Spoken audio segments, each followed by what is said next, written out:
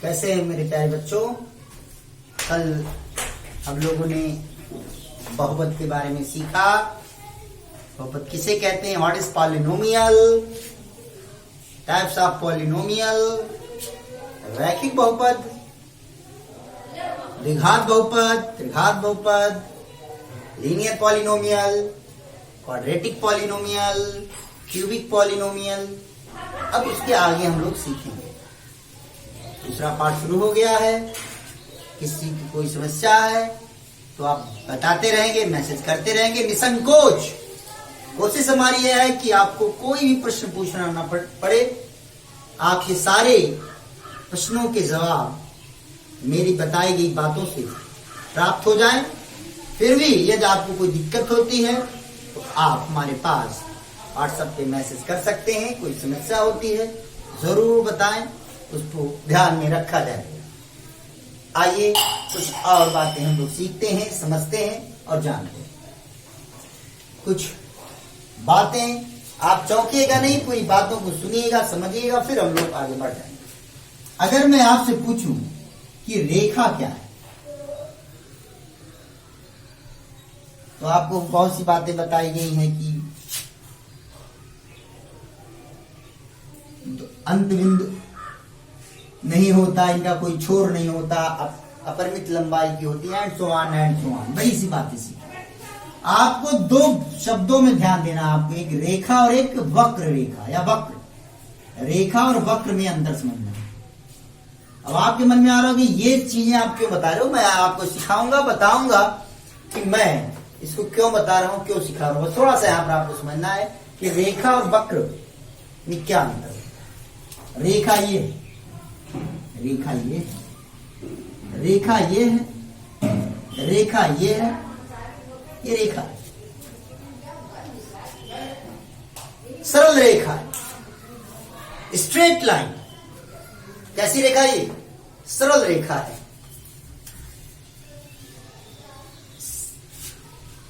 और ये क्या है? ये वक्र रेखा है या वक्र। ये क्या है? वक्र। ये क्या है? वक्र। अगर आपसे कोई पूछता है कि रेखा और वक्र में क्या अंतर है, मूलभूत जो अंतर है, तो रेखा के प्रत्येक बिंदु पर कितने अंश का कोण बना सकता है? 180 अंश। किसी भी बिंदु पर कितने अंश का कोण बनाया सकता है? यहां पर 180 अंश का कोण बनाया सकता है, यहां पर 180 अंश का कोण बनाया सकता है, यहां पर 100, यानी रेखा के किसी बिंदु पर रेखा के एक ही ओर, रेखा के एक ही ओर कितने अंश का कोण बनाया सकता है? 180 अंश का कोण बनाया सकता है। लेकिन वक्र के प्रत्येक बिंदु पर किसी बिंदु पर तो हो सकता है कि 180 अंश का कोण बन जाए, लेकिन वक्र के प्रत्येक बिंदु पर 180 अंश का कोण नहीं बन सकता है। That is the difference between line, straight line and curve line. रेखा और वक्र रेखा के बीच का जो मुख्य अंतर है, ये रेखा, ये सरल रेखा है। ये कौन सी रेखा? ये सरल रेखा। और ये कौन सी रेखा है? वक्र रेखा। तो सरल रेखा और वक्र रेखा में क्या अंतर है? सरल रेखा के प्रत्येक बिंदु पर 180 अंश का कोण बनाया सकता है, जबकि वक्र रेखा के प्रत्येक बिंदु पर 180 अंश का कोण नहीं बनाया जा सकता है। That is the main difference between straight line and curve line. सरल रेखा और वक्र रेखा के बीच एक मुख्य अंतर ये है। और क्या बातें वो बाद में हम लोग चर्चा करेंगे। इतनी जरूरत थी इसलिए इतना ही आपको बताया गया। आगे हम लोग फिर किसी दिन इस पर और अधिक चर्चा करेंगे। चलिए, अब ये जरूरत क्यों पड़ी? अभी कुछ दिन पहले कक्षा 9 में मैंने आपको सिखाया था, अभी कुछ दिन पहले बहुपद में भी हमने बात की थी कि मैं अगर आपसे पूछूं कि x + 3 क्या है, तो दो उत्तर आ सकते हैं। कोई बोलेगा बीजीय व्यंजक है और कोई बोलेगा बहुपद है। अभी तक आपने यही सीखा। जी हाँ, ये बीजीय व्यंजक है और ये बहुपद भी है, क्योंकि ऐसा बीजीय व्यंजक जिसमें चर राशि का घात ऋणेतर पूर्णांक होता है उसे बहुपद कहते हैं। लेकिन अब आप थोड़े से बड़े हो जाइए।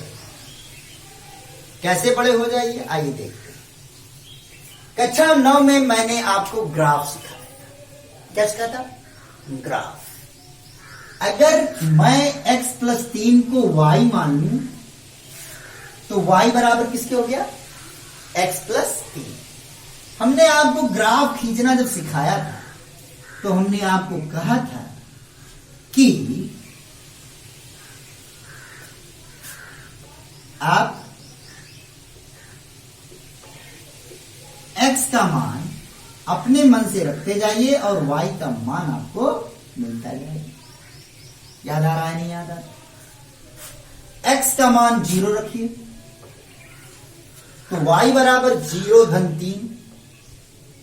0 धन 3 मिलेगा बराबर कितना मिला? 3। तो y का मान हो गया 1। x बराबर 1 रखिए, यानी x के स्थान पर 1 रखेंगे तो y बराबर 1। x यहां पर 1 रखा, 1 धन 3 बराबर किसकी मिला? 4। क्लियर हुआ? क्लियर हो रहा नहीं? तो यहां पर हम लिखेंगे 4। x बराबर 2 रखा, y बराबर क्या मिला? 2 धन 3 बराबर 5। मैंने आपको कहा कुछ भी रखिए तो y का मान यहां पर लिख देंगे 5। अब x बराबर -1 रख लीजिए, रख लीजिए -1। तो जब x बराबर आप -1 रखेंगे तो y बराबर क्या मिलेगा? y बराबर मिलेगा, x यहां पर क्या रख रहे हो आप? -1। तो -1 और +3 इक्वल टू 3 में से गया 2।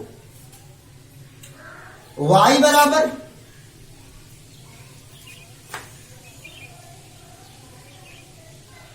अगर यहां पर y का मान कितना रखेंगे? 2। अब x का मान कितना रखेंगे? -2।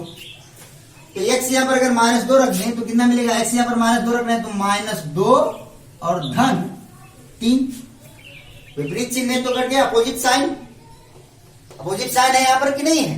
तो क्या करेंगे? सब्ट्रैक्ट करेंगे, घटाएंगे और 3 में से 2 को जब घटाएंगे तो 1 आएगा और कौन सा साइन आएगा? प्लस का। यहां पर आपने लिख दिया +1। क्लियर? अगर y बराबर x बराबर क्या रखने? -3 रख दें तो y बराबर x यहां पर क्या रखा हमने? -3 और +3। -3 + 3 बराबर किसके हो गया? 0 के। तो यहां पर क्या आ गया? 0। ये बात क्लियर हुई कि नहीं? ये बात समझ नहीं है? अब हमने ऐसे ही मान रख लिया। अब आप कहेंगे सर जी क्या इतना ही रखा जा सकता है? जी इट इज नॉट नेसेसरी, ये जरूरी नहीं है, लेकिन हमने काम भर का, जरूरत भर का लिख लिया। आप भी ऐसे बना सकते हैं। तो ये सारणी आपको समझ में आ गई? क्लियर हो गया नहीं हुआ? बात समझ में आ गई नहीं है? अब देखिए, अब इसको हम थोड़ा सा ट्रेस करते हैं, इसको खींचते हैं। तो अगर हम इसको x अक्ष मान, अब दिख रहा x अक्ष माने और यहां पर ये y अक्ष है, पता है आप लोगों को, कार्तीय तल के रूप में जिस तरह से ग्राफ खींचे गए। और इसे क्या कहते हैं? मूल बिंदु। 0, पता होगा। दाएं तरफ जाने पर मूल बिंदु से किधर जाते हैं? दाएं तरफ जाते हैं तो प्लस मिलता है, बाएं तरफ जाते हैं तो माइनस मिलता है, ऊपर जाते हैं तो प्लस मिलता है और नीचे आते हैं तो माइनस मिलता है। याद आ रहा होगा आपको? चलिए, तो यहां पर 1, 2, 3, 4 और 5 तक ले लिया हमने। अब 5 तक ही क्यों लिया? क्योंकि y का मान, अधिकतम मान कितना मिला हमको? 5। तो y का अधिकतम मान 5। ऊपर क्यों लिया? कि ऊपर जाने पर ही प्लस मिलता है, माइनस होता तो नीचे। क्लियर हो? अब x का मान यहां पर ये तो 0 है, 0 कामा 0 बताया जा चुका है, 0 कामा 0 यानी यहाँ x भी 0 है और y भी 0 है। अब देखिए x का मान यहां पर कितना है 1 और यहां पर 2, दाएं तरफ जाने पर प्लस, x का मान 2 तक रखा है 2 तक ले लिया, कोई दिक्कत तो नहीं है।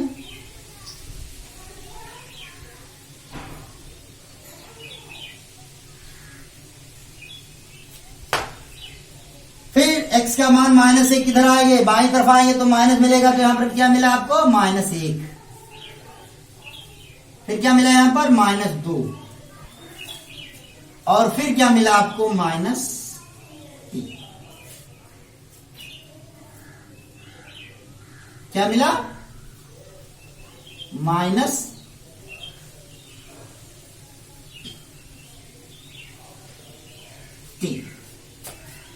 क्लियर हो गया कि नहीं हो गया, दिख रहा होगा सबसे स्पष्ट रूप से, मुझे लगता है कोई दिक्कत नहीं होगी। अब हम लोग बढ़ते हैं, x का मान जब 0 है तो y का मान क्या है 3, x का मान जब 0 है तो y का मान कितना है 3 है, तो 0 तो y का मान कितना है 3, तो किधर जाएगी ऊपर की ओर, 1 कदम 2 कदम और 3 कदम, तो ये हो गया 0 कामा 3,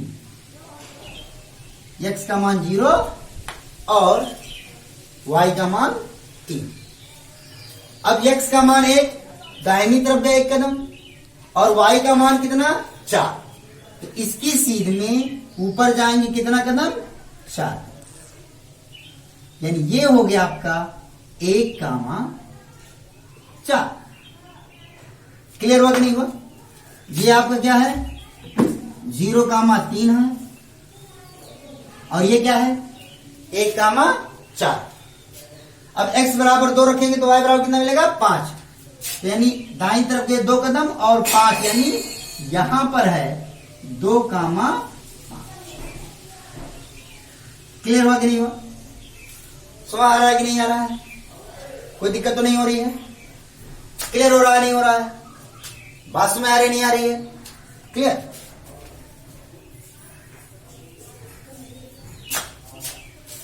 तो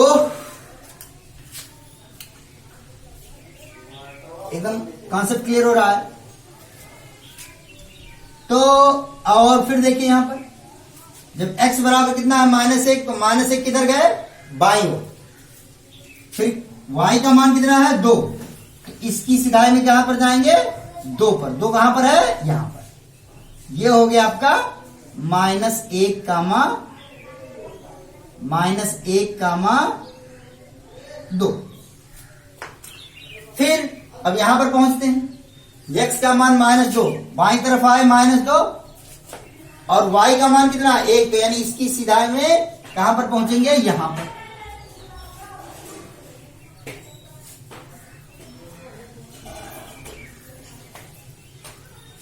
यहां पर, और ये क्या हो गया -2 कामा 1। फिर से देखिए बाईं तरफ क्या कदम गए 2 कदम, तो -2 हो गया और y का मान कितना दिया हुआ 1, तो ऊपर कितना गए 1 कदम, फिर कितना x का मान -3, यानी बाईं तरफ क्या कदम जाएंगे 3 कदम, 1 कदम 2 कदम 3 कदम, और y का मान 0, तो यानी ना ऊपर जाएंगे ना नीचे जाएंगे, यानी ये हो गया -3 कामा 0, ये बिंदु हो गया -3 कामा 0।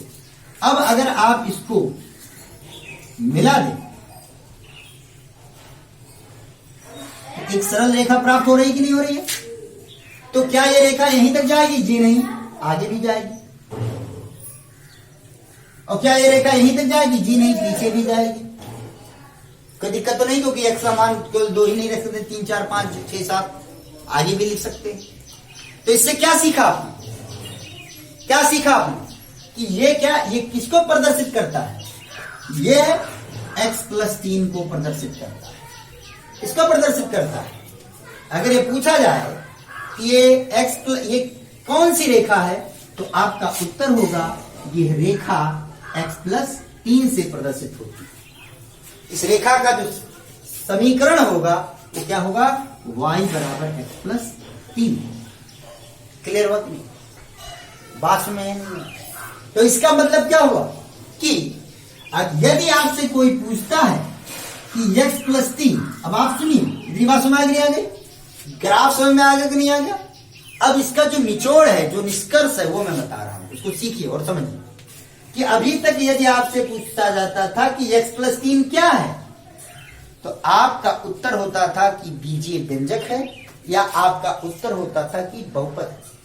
लेकिन अब यदि आपसे कोई पूछता है कि x प्लस 3 किसको प्रदर्शित करता है,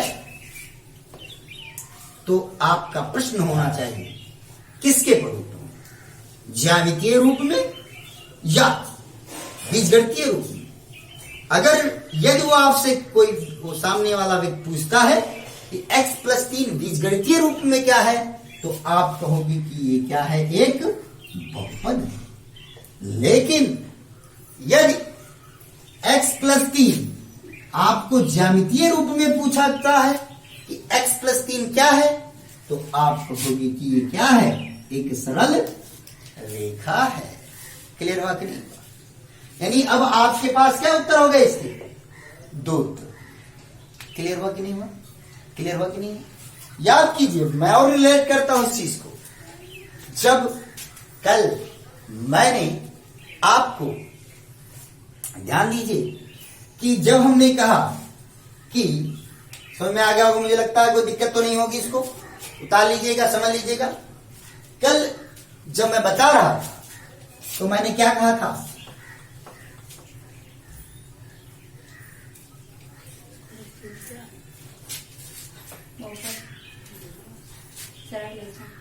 मैंने कहा था कि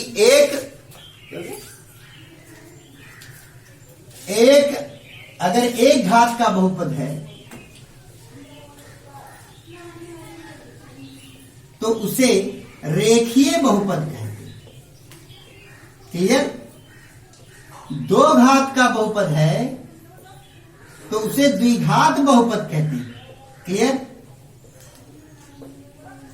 इसे लीनियर पॉलिनोमियल और इसे क्वाड्रेटिक पॉलिनोमियल। और अगर 3 घात का है तो क्या कहा था हमने? ये कैसा बहुपद है? त्रिघात बहुपद है। अब सोचिए आप, सोचना चाहिए आप कि सर ये 2 था तो द्विघात बहुपद, ये 3 था तो ये त्रिघात बहुपद, तो जब 1 है तो इसको एक घातीय बहुपद क्यों नहीं कहा जाता? जी हां, कहा जा सकता है, एक घातीय बहुपद कहा जा सकता है। लेकिन चूंकि ये जो बहुपद है जिसका घात कितना है, 1 है, वो एक सरल रेखा को प्रदर्शित करता है, इसलिए इसको रेखीय बहुपद कहा जाता है। क्लियर हुआ? It presents A line, therefore it is called linear polynomial. चूंकि एक रेखा को प्रदर्शित करता है ज्यामितीय रूप में, इसलिए हम इसको रेखीय बहुपद कहते हैं, एक घातीय बहुपद नहीं। क्लियर हुआ कि नहीं हुआ? मुझे लगता है ये बात समझ में आ गई, कोई दिक्कत तो नहीं होगी। आगे समझ में आ गया? तो अब आपको ये बात समझ में आ गई, इतनी भूमिका मैंने क्यों बनाई है। अभी हम लोग आगे बढ़ते हैं, सीखते हैं। छोटी छोटी बातें जो आपको सिखाई जा रही हैं, समझाई जा रही हैं, वो आपके लिए बहुत फायदेमंद होने वाली है। आगे बढ़े हम लोग। तो हम क्या सीखे, फिर से सुनते हैं कि यदि कोई बीजीय व्यंजक है तो वो क्या है? वो बहुपद भी है और वो क्या है? अगर वो रेखीय बहुपद है तो वो एक सरल रेखा को प्रदर्शित करता है। अगर 2x + 5 लिखा हुआ है तो ये बहुपद भी है, ये रेखीय बहुपद भी है और ये सरल रेखा को भी प्रदर्शित करता है। क्लियर हुआ कि नहीं? बात सुन में आ गई? कॉन्सेप्ट क्लियर हुआ कि नहीं? अब हम एक और ग्राफ खींचते हैं और उससे और स्पष्ट होगा। क्लियर?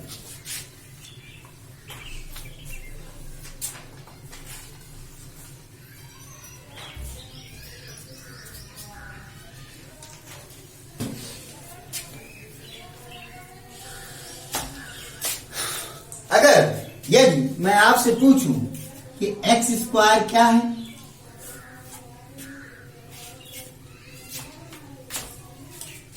तो ये क्या है, बहुपद है। बहुत लोगों के मन में आ गया सर जी ये रेखा भी है, थोड़े से गलत हो गया। रेखा है लेकिन कैसी रेखा है ये देखते हैं, हम लोग समझते हैं। इस सरल रेखा नहीं है। क्यों सरल रेखा नहीं है, आइए हम लोग समझ में आएगा, थोड़ा सा जाने। अगर हम इसको y बराबर एक्स स्क्वायर लिख दें, क्या लिख दें, y बराबर एक्स स्क्वायर,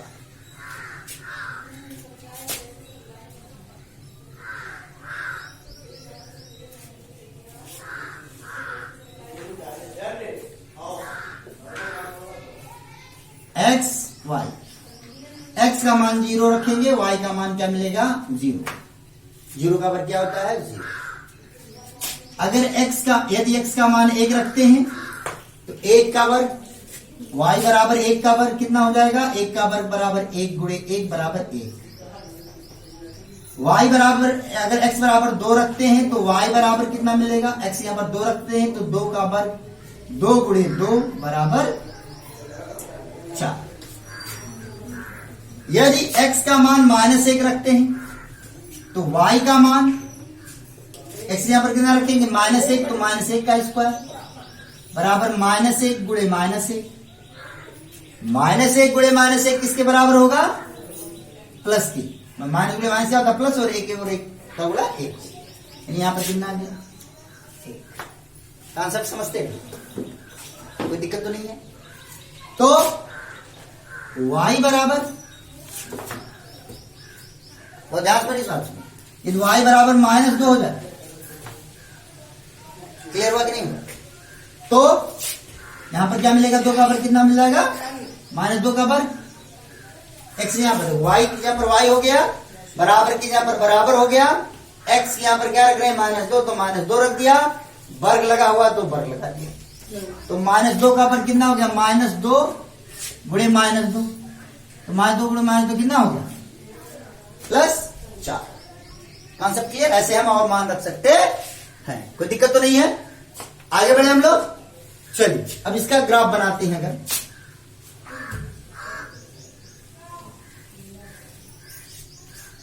क्लियर हो रहा है, कोई दिक्कत तो नहीं है, समझ में आ रहा है।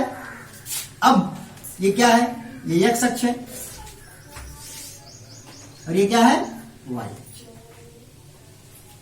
क्लियर, x का मान 0, y का मान 0, ये हो गया 0 का मान 0। अब इसमें y का अधिकतम मान कितना है, 4, तो हम 4 तक खींच लेते हैं, 1 2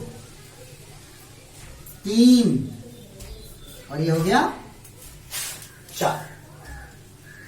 क्लियर हो रहा है, नहीं हो रहा है, समझ में आ रहा है कि नहीं आ रहा है। और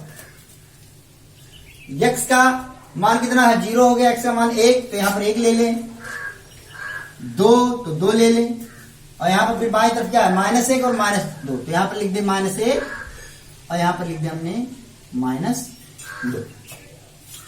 क्यों कर रहा हूं, समझ में आ रहा है कि नहीं आ रहा है, क्लियर हो रहा है कि नहीं हो रहा। अभी ये भी स्पष्ट हो जाए कि ये क्यों कर रहा है। तो यहां से x का मान 0, y का मान 0, फिर x का मान जब 1 है तो y का मान 1 है, तो x का मान 1 तो y का मान 1 है, यानी ये हो गया आपका 1 का मान 1। फिर x का मान 2 तो y का मान 4, तो यहां पर 2 और 4 कहां मिलेगा, यहां पर, ये हो गया 4, 2 का मान 4। क्लियर हुआ कि नहीं हुआ।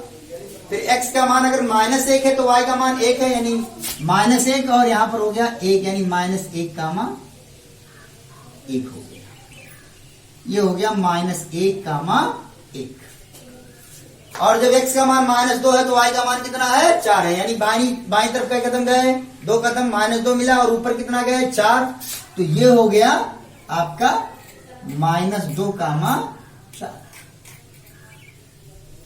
-2 का मान 4। क्लियर हुआ कि नहीं हुआ। अब अगर आप इनको मिला दें,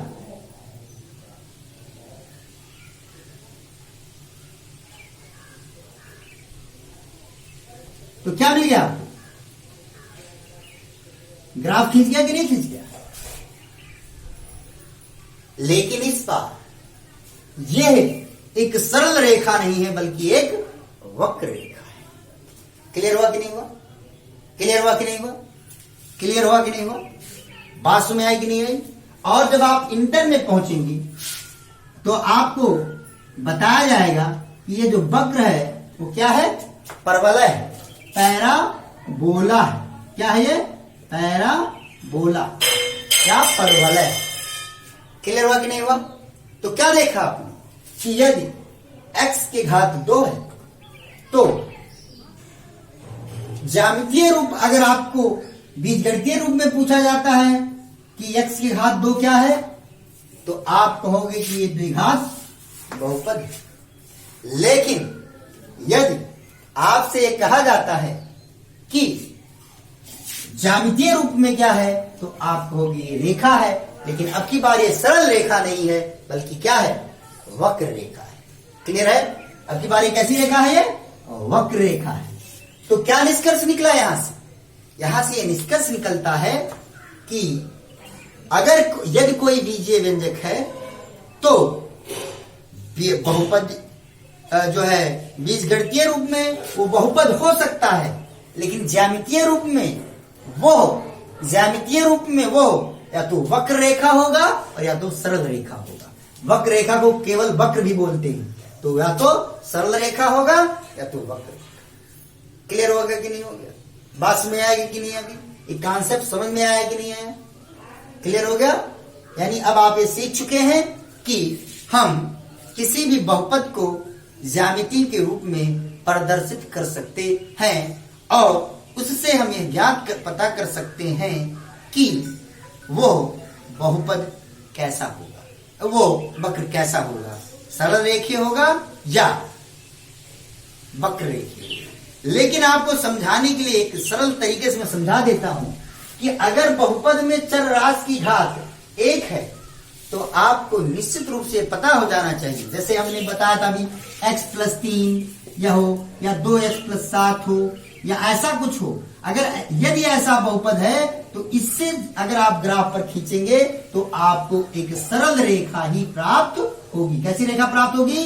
सरल रेखा प्राप्त होगी, क्योंकि इसमें चर राशि का घात 1 है और ये रेखीय बहुपद है। लेकिन यदि बहुपद x² + 5 के रूप में है, x³ + 7 के रूप में है, x² - x + 5 के रूप में है और आपसे पूछता है कि अब बताइए कि ये बहुपद को यदि हम ग्राफ के रूप में व्यक्त करें तो क्या सरल रेखा प्राप्त होगी? आपका उत्तर होगा कि इनको ग्राफ के रूप में व्यक्त करने पर, ज्यामितीय रूप में व्यक्त करने पर एक सरल रेखा प्राप्त नहीं होगी। अगर कोई पूछता है कि इसका कारण क्या है तो आप कहोगे कि चूंकि दिए गए बहुपद में किसी भी बहुपद का घात 1 नहीं है, इसलिए यह किसको प्रदर्शित करेंगे? सरल रेखा को प्रदर्शित नहीं करेंगे। जबकि यहां पर दिए गए बहुपद में सभी चर राशियों की घात 1 है, इसलिए ज्यामितीय रूप में एक सरल रेखा को प्रदर्शित करेंगे। कॉन्सेप्ट क्लियर हुआ कि नहीं हुआ बेटा? बात समझ में आई कि नहीं आई? तो अब तो आपको समझ में आ गया होगा कि बहुपद से हम क्या कर सकते हैं, किसी उस बहुपद के द्वारा हम ग्राफ खींच सकते हैं और उसके बारे में जानकारी भी प्राप्त कर सकते हैं। अब आगे बढ़ते हैं। तो आज हम लोगों ने ये सीखा, कल हम लोग शून्य के बारे में सीखेंगे बेटा। मुझे लगता है पुरानी बातें सारी ताजा हो गई होंगी। आपसे अगर कोई प्रश्न पूछता है, ये बहुत ही मतलब जो है आपको सिखाने के लिए बताएंगे ताकि आप आपके मन में एक चित्र बन जाए। उसके इन चीजों को सीख लीजिएगा, समझ लीजिएगा। कोई दिक्कत होगी तो पूछ लीजिएगा। अभी आपको प्रश्नावली नहीं हल करना है, जब मैं आपसे कहूंगा कि प्रश्नावली हल करना शुरू कीजिए फिर आप हल करेंगे। कल हम शून्य के बारे में बताएंगे। अभी आपको पूरी थ्योरी समझाई जा रही है। जब थ्योरी समझा ली जाएगी फिर सवाल लगाइएगा। यहां तक जो भी बात समझाई गई है उसमें कोई शंका होगी, कोई परेशानी होगी तो मुझे मैसेज कीजिएगा।